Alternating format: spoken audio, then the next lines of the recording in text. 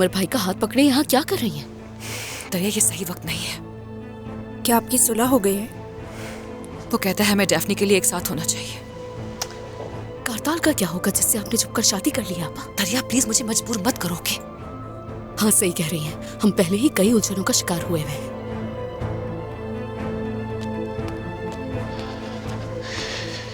मैं नर्स से बात करने गया था, उन्होंने कहा है कि डॉक्टर एक दफा मुआयना कर लें, उसके बाद आप रोशन साहिबा से मिल सकते हैं।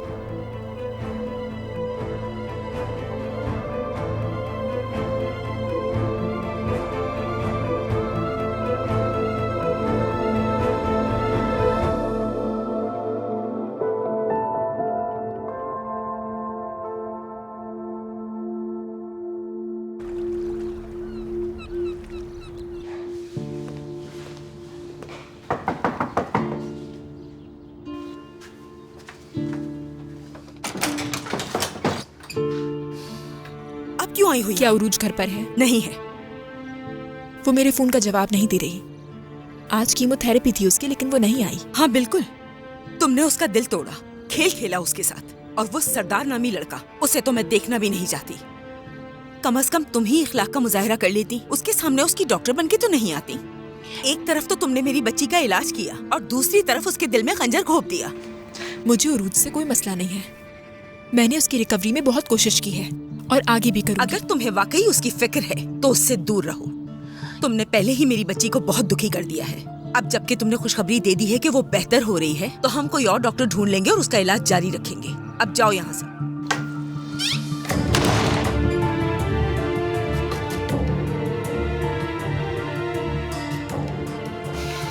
जवेरिया, जवेरिया। हाँ मुझे कुछ जरूरी काम है, मैं बाहर जा रही हूँ। चूल्हे पर दूध रखा है, ख्याल रखना। देख लूंगी।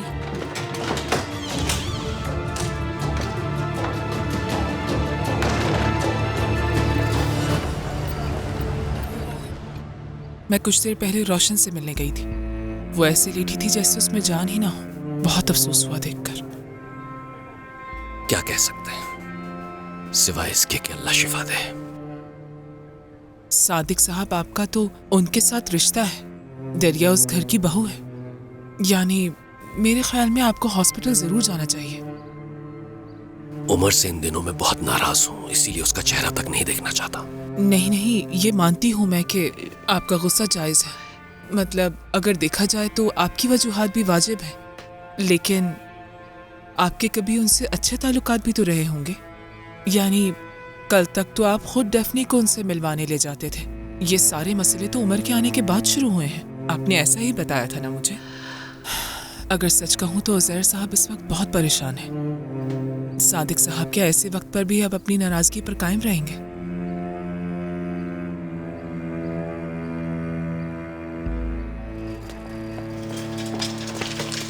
देखकर नहीं चल सकते क्या? नुसरत आपा, रुकिए, क्या हुआ? इतनी घबराई हुई क्यों है? अपने भाई से मिलने आई हूँ। लेकिन उनके पास अभी एक खास मेहमान बैठा हुआ है। ये खास मेहमान कौन आ गया? वो, जहाँ तक मैं जानता हूँ, वो रोशन साहिबा की सहेली है। हाँ। अगर देखा जाए तो रोशन की अपनी भी कुछ वजूहात रही होंगी। यानी हमें उन्हें जाने बगैर कोई राय कायम नहीं करनी चाहिए। उसने जो किया वो ठीक है ना? तुम जानती ही क्या हो उसके बारे में? तुम यहाँ रोशन की वकील बनने आई हो क्या? नुसरत, ये तुम क्या कह रही हो? तुम उसका दिफा कैसे कर सकती हो जिसने हमारा घर तबाह कर दिया? बस करो, मैं उसका नाम भी नहीं सुनना चाहती। नुसरत प्लीज पुरसुकून हो जाओ। कैसी बातें कर रही हो? आप क्या कर रहे हैं भाई? उस रोशन नामी नागिन की दोस्तों से मिल रहे हैं आप यहाँ? मुजगन साहबा सुने। नुसरत क्या कर दिया तुमने?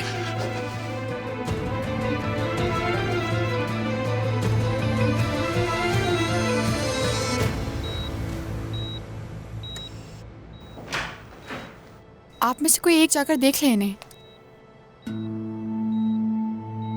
तुम जाओ तुर्कान। अम्मी ने मुश्किल वक्त में हमेशा तुम्हारी ही पनाह ली है और तुमने भी तहे दिल से वेलकम किया। हो सकता है तुम्हारी मौजूदगी उन्हें होश में आने की ताकत दे। जाओ, उनका हाथ थामो और उनसे बात करो।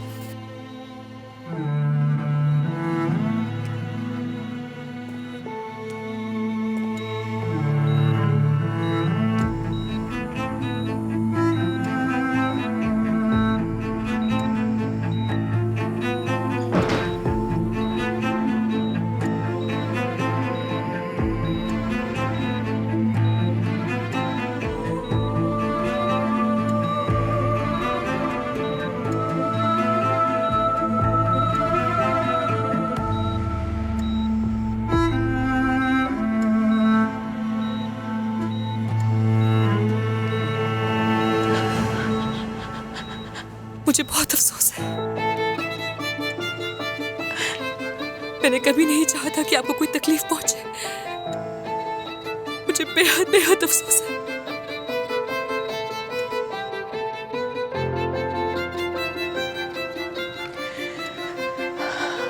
लेकिन आपने भी तो मुझसे मेरी जान को छीन लिया था। मुझे समझा ही नहीं। आपने एक बार भी मुझसे बात करने या मुझे समझने की कोशिश ही नहीं की।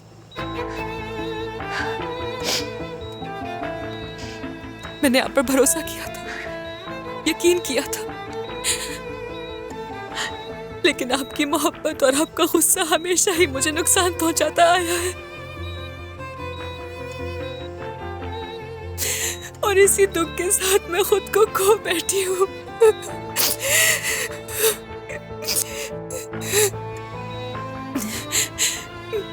मैं गुस्से में अंधी हो गई थी।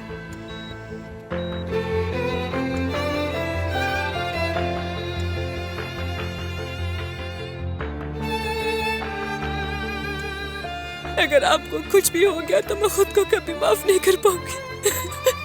कभी नहीं।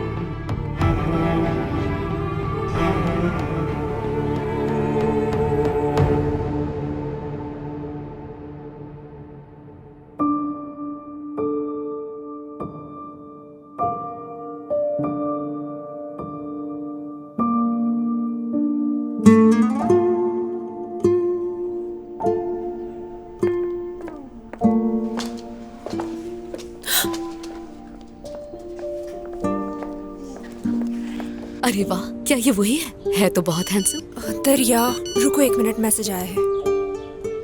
आई, सरदार का मैसेज है। छोड़ो उसे, इस पे ध्यान दो।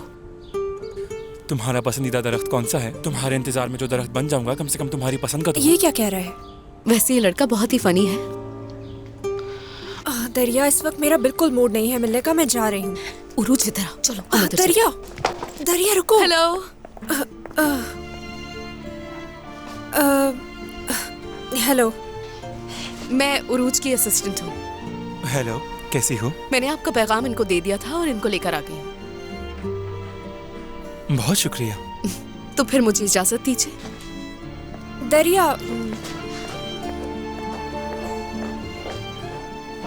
असिस्टेंट अच्छी है तुम्हारी? बहन है। चलो फिर आओ, बैठो बैठो।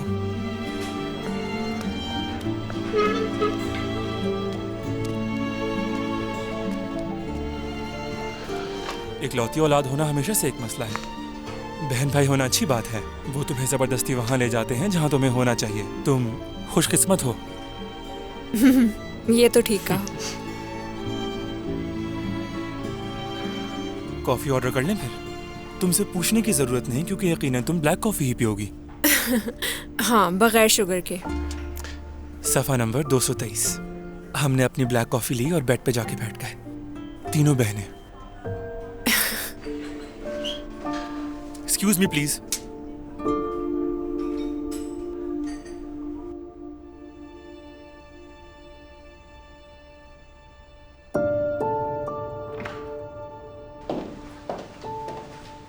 सरदार, तुम कहाँ गई थी? उरूज के घर गई थी, ट्रीटमेंट के लिए हॉस्पिटल आने के लिए, लेकिन घर पर नहीं थी वो। मुझे लगता है उसने अपना इलाज रोक दिया है। उसकी आंटी ने मुझे हकीकत से रोशनास करवाया और मैं यहाँ आ गई। मैं भी सुबह गया था और उसे यहाँ लाने पर राजी भी कर लिया था, लेकिन रास्ते में हमारा फिर झगड़ा हो गया और वो गाड़ी से उतरकर चली गई।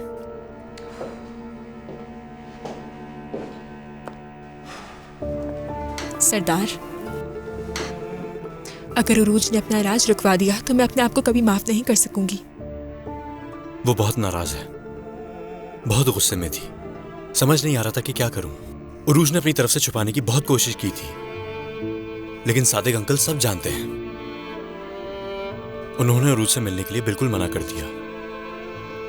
सरदार, ये इस तरह नहीं चल सकता। मतलब हमें कुछ करना होगा जल्दी। जो कुछ कर सकते हैं वो करते हैं, उससे बात करते हैं। अगर हम दोनों को उसके सामने तलाक भी लेनी पड़ी तो मुझे कोई एतराज नहीं, मैं राजी हूँ। उसको अपना इलाज रुकवाने नहीं दे सकती। अगर तुम शुरू में ही ऐसा कर लेती तो आज ये दिन देखना नहीं पड़ता। मैं यहाँ अपने पेशेंट के लिए आई थी सरदार। हाँ ठीक है, अपनी शादी को बचाने की कोशिश भी की, लेकिन ये कभी नहीं सोचा था कि तुम्हारी एक्स गर्लफ्रेंड मेरी पेशेंट निकलेगी। मुझे कसूरवार ठहराना बंद करो। और हाँ, इस सब के बावजूद भी उरूज की डॉक्टर होने के नाते मैंने अपनी पूरी कोशिश की। बिल्कुल, सारी सूरत हाल को बड़ी समझदारी और बहुत पुख्तगी से संभाला है तुमने। मैं तो तुम्हारी समझदारी का कायल हो गया हूँ। जब मैंने तुम्हें समझाने की कोशिश की थी तो उस वक्त तुम्हारी समझदारी कहाँ गई थी? मैंने तुमसे कहा था कि चलो हम लोग तलाक ले लेते हैं, मगर तुमने मेरी बात नहीं सुनी। उरूज की डॉक्टर होने के नाते उसकी जिम्मेदार मैं हूँ। मैं यहाँ तुम्हारी मोहब्बत की दास्तान ठीक करने नहीं आई थी। मुझसे इस तरह की उम्मीद भी मत रखो। ठीक है, तो तुम अब तो खुश हो ना? क्योंकि तुम्हारी वजह से हर कोई मुझे झूठा और नाकाबिले एतमाद आदमी समझ रहा है। उरूज से बहुत मोहब्बत करते हो ना तुम?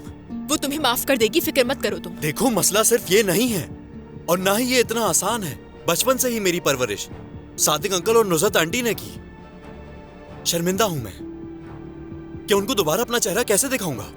ये मेरा मसला नहीं है सरदार। मैंने उनके सामने खड़े होकर ये नहीं कहा था कि हम शादीशुदा हैं। ये सब बातें उनसे उस औरत ने कही थी, मैंने नहीं। मैंने यहाँ तक सब कुछ अच्छी तरह मैनेज किया सरदार। यहाँ तक कि उस इंसान को उसकी मोहब्बत के साथ भी देखा जिसके साथ मैं मोहब्बत करती हूँ। मैंने तुम्हें ये सब कुछ अपनी आंखों के सामने करते हुए देखा, लेकिन चुप रही, सिर्फ इसलिए ताकि वो लड़की बेहतर हो सके। ये सब कुछ मेरे लिए भी बहुत मुश्किल था सरदार। आइलैंड ठीक है, बस बहुत हुआ। चली जाओ, निकल जाओ यहाँ से। मैं तुम्हारा चेहरा नहीं देखना चाहता। आइलैंड, चली जाओ यहाँ से।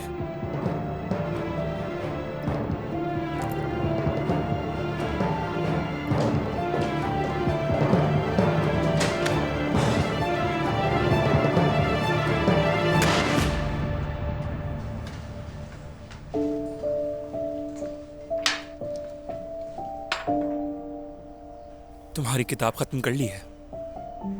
काफी मुतासिर हुआ। तुम लिटरेचर पढ़ना चाहती थी, फिर क्यों नहीं पढ़ सकी? बताओ मुझे। जिंदगी,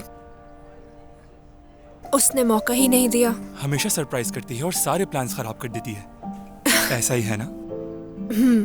हाँ बिल्कुल ऐसा ही है। अच्छा चलो, थोड़ा सीरियस हो जाते हैं। मेरे दोस्त मुझे तंग करने लगे हैं कि मैं संजीदा हो गया हूं। अच्छा, पेश है तुम्हारे सामने मेरा सीरियस चेहरा। तो अपना ख्वाब पूरा क्यों नहीं किया? यूनिवर्सिटी क्यों नहीं जा सकी? अच्छा, मुझे अपनी दूसरी किताब का इंतजार मत करवाना। देखो, हम कॉफी पी रहे हैं और तो और अच्छे से बात भी कर रहे हैं। ऐसी बातें अजनबियों से करना आसान होता है। मैं वादा करता हूं, अभी मैं एक अजनबी हूं। ठीक है, फिर मैं आपको एक अजनबी के बारे में बताती हूँ। मेरी एक दोस्त। तो तुम किसी दूसरे शख्स का सहारा लोगी? चलो बताओ। मेरी एक दोस्त है जो कैंसर में मुब्तला है। क्या कहा तुमने? जी हाँ, वो किसी से प्यार करती थी जो उसे छोड़कर चला गया था। फिर वो उसकी जिंदगी में वापस आ गया। उसने उसे सहारा दिया, उसकी उम्मीद बन गया वो। उनकी मोहब्बत परवान चढ़ने लगी, वो मुस्तकबिल के ख्वाब देखने लगे। वो बेहतर होने लगी क्योंकि जो उसका इलाज कर रही थी वो एक अच्छी डॉक्टर थी।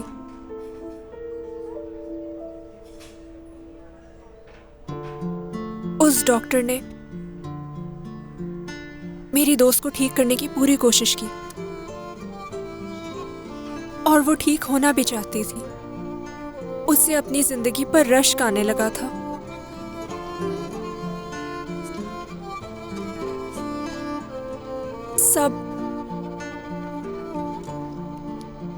सब बिल्कुल ठीक चल रहा था, लेकिन फिर एक दिन सब कुछ बदल गया। फिर पता चला कि वो डॉक्टर उस लड़के की बीवी थी।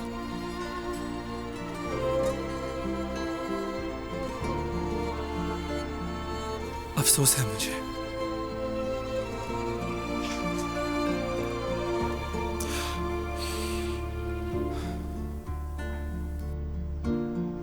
काफी उदास कहानी है।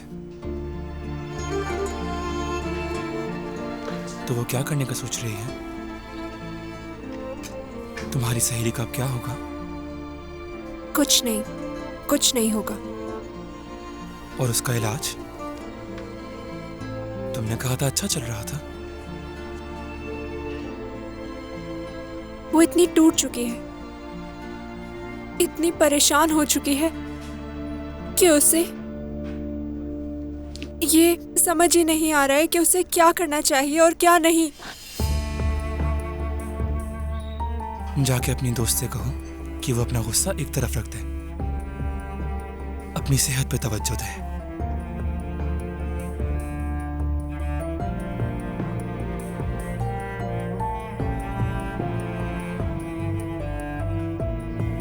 मोहब्बत और ऐसी जुदाई जिंदगी का एक हिस्सा है। मायूसी भी सबसे बड़ी जीने की वजह इस बीमारी को हराना है और कभी हिम्मत नहीं हारनी। हरगिज मत भूलना।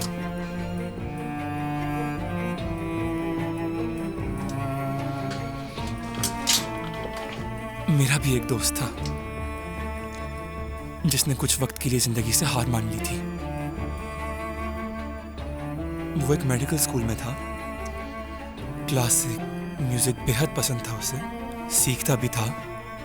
फिर अचानक हार मान ली। एक दिन किसी ने उसका हाथ पकड़ा और उसकी उम्मीद बन गया। कुछ ऐसी कहानी है उस दोस्त की।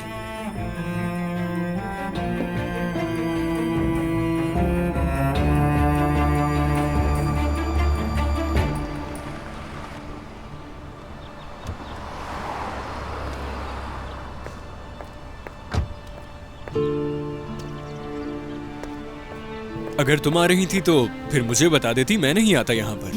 तुम बहुत ज्यादा बिजी हो ना, तुम्हारी मीटिंग्स जो चल रही हैं इतनी। क्या मतलब है इस बात का? तो मुझे ये कहना चाह रही हो कि मैं मुस्तफा इतना फारिग हो गया हूँ कि अब मेरे पास कोई काम नहीं है करने के लिए? मुस्तफा, मैं बहस करने के मूड में नहीं हूँ। तो बोलने से पहले सोचा करो। क्यों आई हो तुम? क्या जॉब से जल्दी छुट्टी हो गई? बेरोजगार हो गई। क्या? घर में पहले ही 3 बच्चे हैं, डेफनी, किरास और हमारा बेटा। अब बेरोजगार हूँ तो उनके पीछे भागती रहूंगी। नहीं, जरा 1 मिनट रुको, बात सुनो। क्या मतलब है कि अब तुम बेरोजगार हो गई हो? हाँ बिल्कुल। मुझे जॉब से इसलिए निकाला है क्योंकि मैं अपने काम पर तवज्जो नहीं दे सकी और इसके जिम्मेदार सिर्फ और सिर्फ तुम हो मुस्तफा।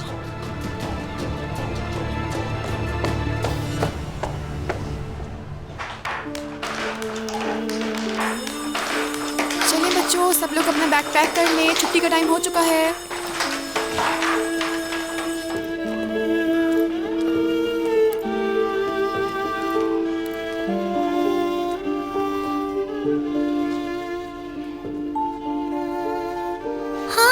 तुम्हारी दोस्ती हो गई?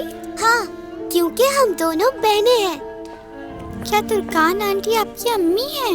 हाँ, वो अम्मी है मेरी।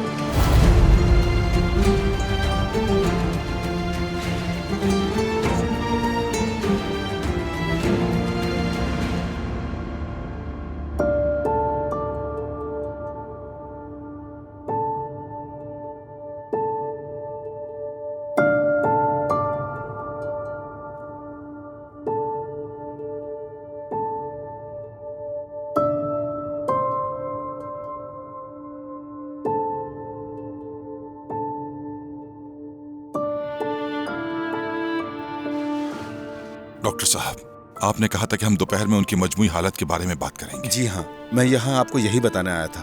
खतरा अब भी टला नहीं है, लेकिन हम उन पर नजर रखेंगे। हमने जो उनके टेस्ट किए थे उनके मुताबिक लगता है कि उन्हें जल्द ही होश आ जाएगा।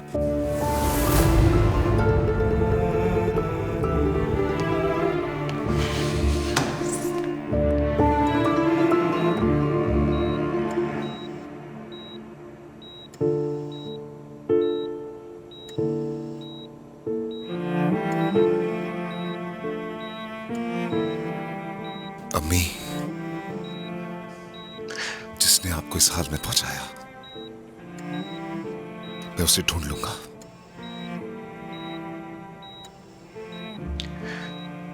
और ये आपसे वादा है मेरा,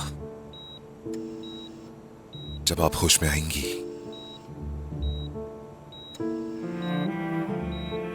तो मुझे अपनी पोतियों और तुर्कान के साथ पाएंगी।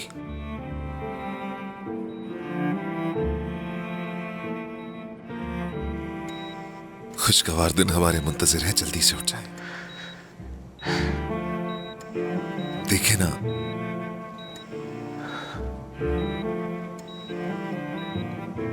तुर्कान और मैं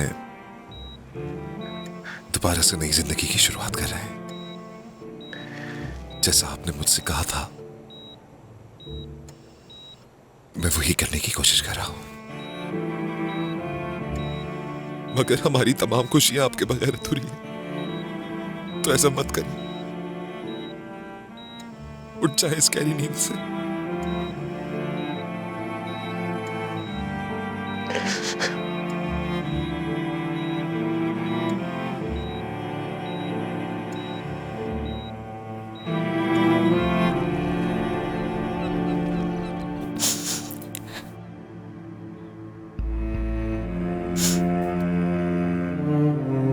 तुम्हारी बेटी तुमसे बदसन है मीने, वो तुम्हें नहीं चाहती।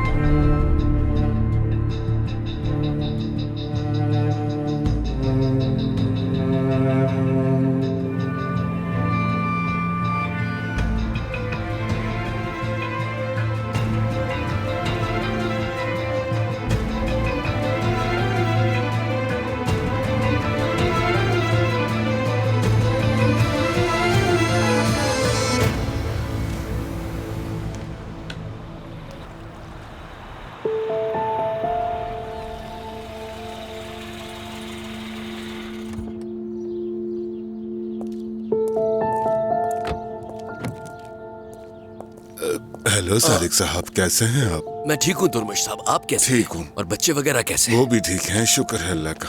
ठीक है। सादिक साहब,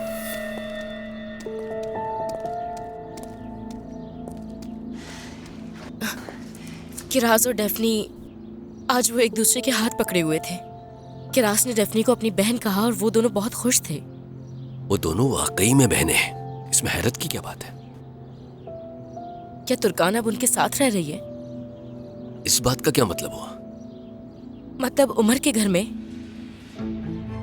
नहीं बेटी, ये बात तुम्हारे जहन में कैसे आई? किरास, आज किरास ने अपनी दोस्त को कहा कि वो तुर्कान को अपनी माँ कहती है। अरे भाई, आखिर वो एक बच्ची है। डेफनी उसे अम्मी कहती है तो उसे देखकर उसने भी अम्मी कहना शुरू कर दिया होगा। तुर्कान बाकायदगी से उस घर जाती है। रोशन साहबा हॉस्पिटल में है, इसलिए डेफनी का ख्याल रखने के लिए। कि आपको वाकई ऐसा लगता है?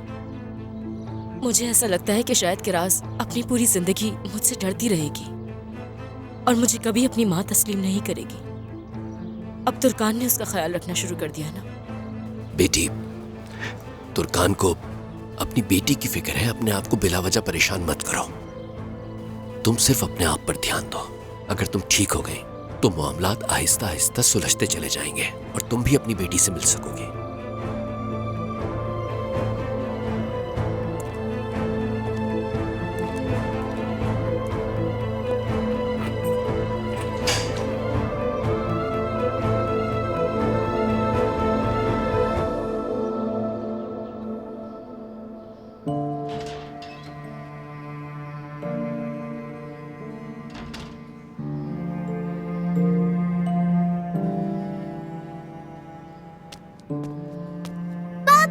मेरी जान।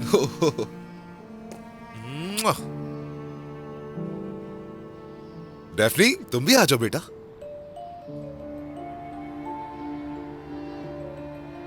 अच्छा तो बताओ मुझे, कैसा रहा तुम दोनों का स्कूल? बहुत अच्छा रहा। बाबा, आपको याद है मैं आपसे कहती थी कि मुझे बहन नहीं चाहिए? फिर से वही बात। हाँ, लेकिन बाबा मैंने सोच लिया है कि डेफनी और मैं बहनें हैं अब से, बिल्कुल हमारे स्कूल के एमन और एसर की तरह।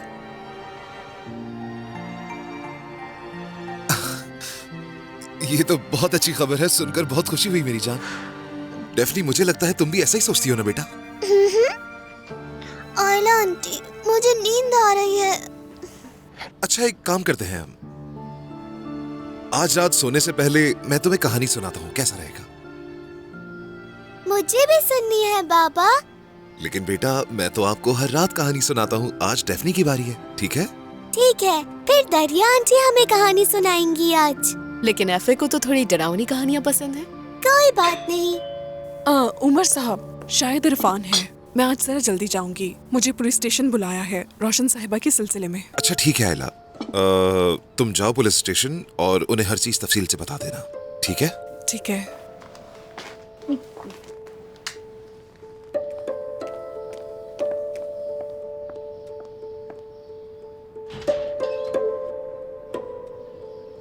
क्या हम भी बयान देंगे? हाँ, सब बयान देंगे।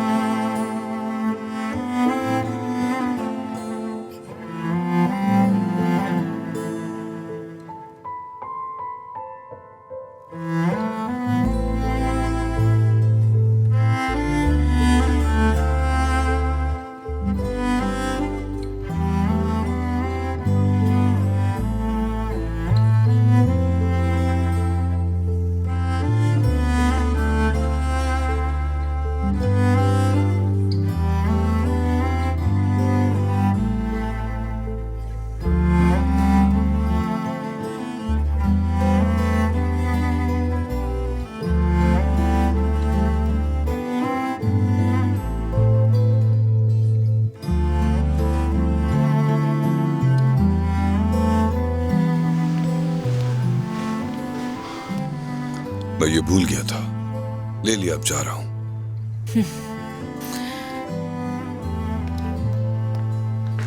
डॉक्टर्स कल रोशन साहबा को होश में लाने की कोशिश करेंगे। इसका मतलब है कि वो जागेंगी और सब बता देंगी। उसके बाद उमर मुझसे नफरत करेगा, वो मुझे डेफनी से मिलने नहीं देगा। जैसे वो किरास को लेकर गया था, शायद वो डेफनी को भी किसी और मुल्क ले जाए और मैं पागल हो जाऊंगी। मीने से भी बदतर हो जाऊंगी मैं।